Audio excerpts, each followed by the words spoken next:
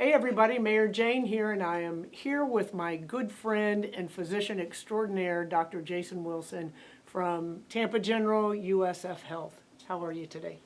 I'm doing good, Mayor. I'm Good. sorry every time we talk, at least professionally, it's always the last year or so about COVID. Right. About the lightning of the bucks. So give us good things, the Yeah. lightning in the bucks, but let's talk about COVID and what we are seeing right now. We really thought we were in the clear.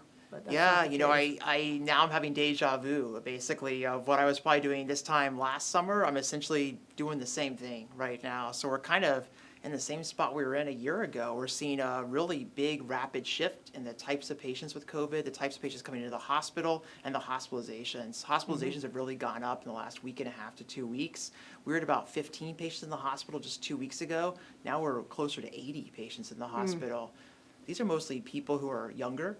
Remember last summer we were thinking of if you were young, you probably didn't have very serious symptoms of COVID. Maybe you had COVID, but you just stayed home. It was older people we thought of getting hospitalized. That's not really the case right now. The average age of our hospitalizations is people in their 40s. Oh my goodness. Wow. And then also to put into perspective, so we were looking 65 and above before. So now we're looking in our 40s for the average age of people coming into the hospital. And then also the numbers. I mean, at the height, it was 80 to 95 patients a day, and now you're really back up to that number. Yeah, we're in a surge again, and here's the difference now. Before we thought about all these comorbidities, other things that you might have, older age, diabetes, overweight, lung problems.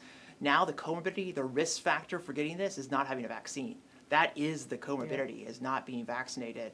So by far and large, the patients who we're seeing get sick and get hospitalized from COVID, they're mostly non-vaccinated patients. Our vaccinated patients are definitely getting some protection, either against getting COVID, against getting hospitalized from COVID, or then getting seriously ill even if they are hospitalized from COVID.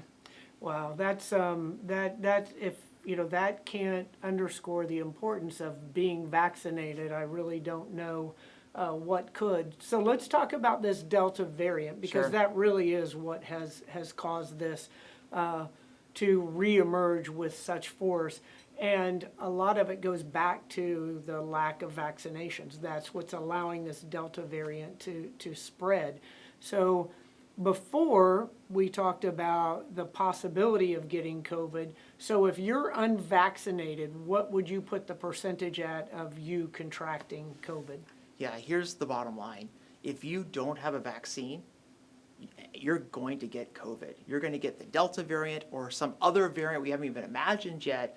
We're just going to keep on having the same conversation over and over and over again about variants, about increased transmissibility, about increased infections until we get those vaccine numbers up. That's really where we're at right now. It's either get the vaccine or we're going to get COVID. That's these strains we're seeing are just becoming more virulent, becoming more infectious. They transmit so much easier.